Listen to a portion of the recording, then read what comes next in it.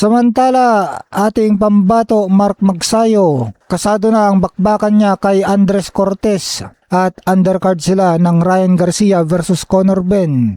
Official nang idinagdag ang laban ng dating WBC Featherweight World Champion na si Mark Magsayo laban sa di pa natatalong sa Andres Savage Cortez na nakatakdang SUFA Boxing pay-per-view card sa T-Mobile Arena, Las Vegas ngayong darating Sabado, Setyembre 12. Magkaharap ang dalawa sa isang 10-round lightweight bout na magsisilbing broadcast opener para sa tampok na welterweight showdown sa pagitan ni Ryan Garcia at Conor Benn na e-ere ng live sa Paramount Plus at sa DAZN pay-per-view para sa UK at Ireland.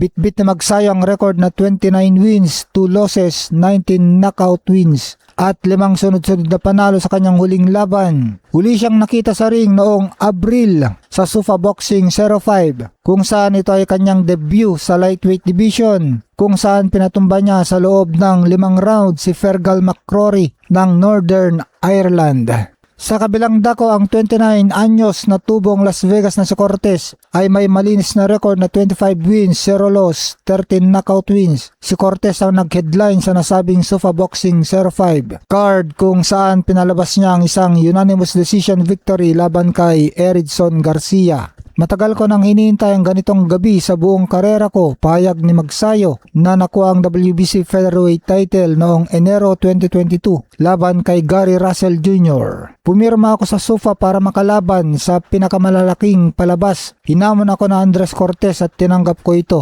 Mawawala ang kanyang 0 unbeaten record.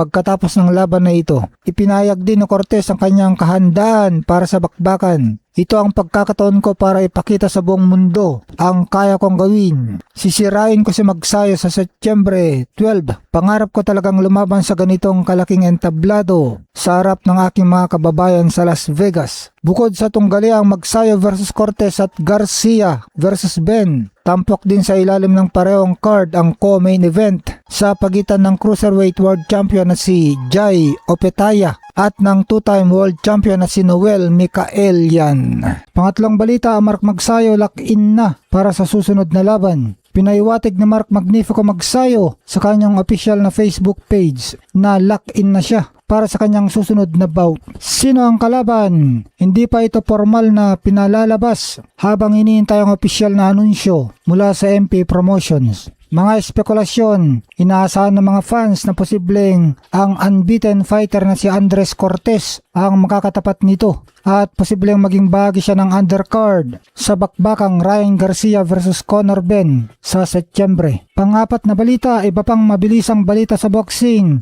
Lemuel De Barbo versus Mojica Nakagawa.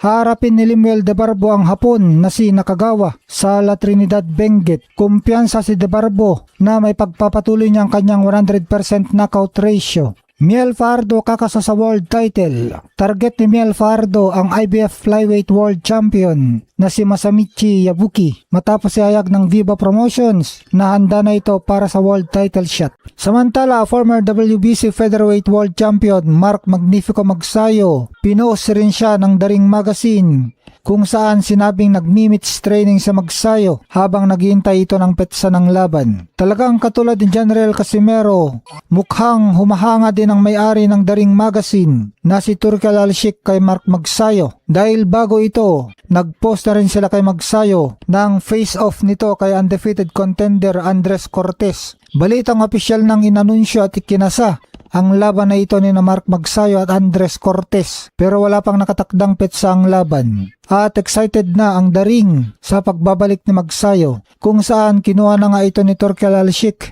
bilang boksingero niya sa kanyang SUFA Boxing promotion. Sa katunayan, lumaban na nga si Mark Magsayo sa SUFA Boxing 05 sa Las Vegas kung saan nakatapat at natalo niya si Fergal McCrory sa pamamagitan ng 5th round TKO. At dito nakakuha pa si Mark Magsayo ng $50,000 o 3 million pesos sa pera natin na bonus matapos niyang ipatumba si Fergal McCrory.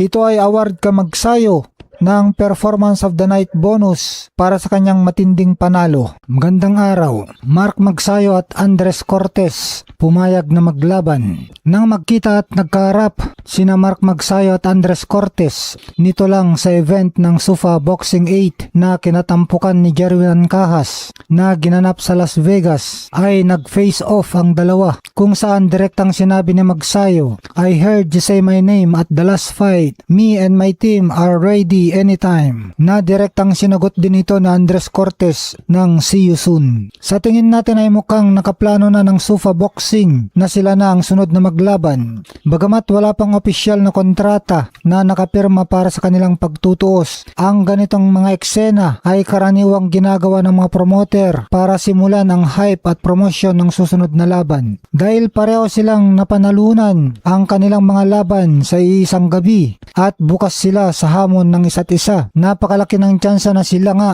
ang susunod na magkakasagupa sa loob ng ring. Noong April 5, 2026 ay parehong sumabak sa magkaiwalay na laban sina Mark Magsayo at Andres Cortes, kung saan si Mark Magsayo ay lumaban sa co-main event at nanalo via 5th round technical knockout kay Fergal McCrory, at si Andres Cortes naman ang sumalang sa main event at nanalo din laban naman kay Eridson Garcia via unanimous decision. Mga bentay nila kapag naglaban sila, kahit mas matangkad ng kaunti si Cortes, mas mahabang abot reach na Magsayo ng 2.5 na pulgada. Malaking bagay ito para sa Pinoy boxer upang makatama kahit malayo ang distansya. Sa lakas naman ay lamang si Magsayo sa knockout percentage. Ibig sabihin mas may eksplosibong lakas si Magsayo na kayang magpatumba ng kalaban. Sa karanasan naman, bagamat may 2 talo si Magsayo, nakuha niya ito laban sa mga elite champions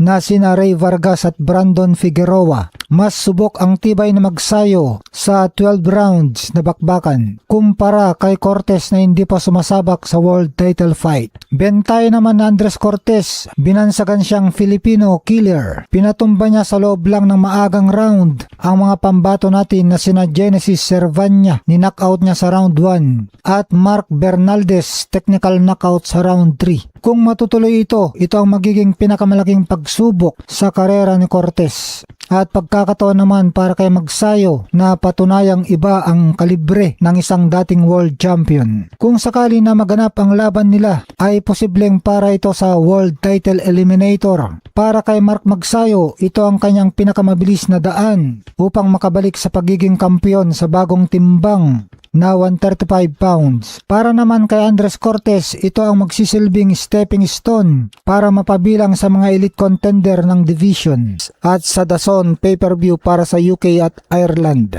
Bitbit na Magsayo ang record na 29 wins, 2 losses, 19 knockout wins at 5 sunod-sunod na panalo sa kanyang huling laban. Huli siyang nakita sa ring noong Abril sa SUFA Boxing 05, kung saan ito ay kanyang debut sa lightweight division, kung saan pinatumba niya sa loob ng 5 rounds si Fergal McCrory ng Northern Ireland.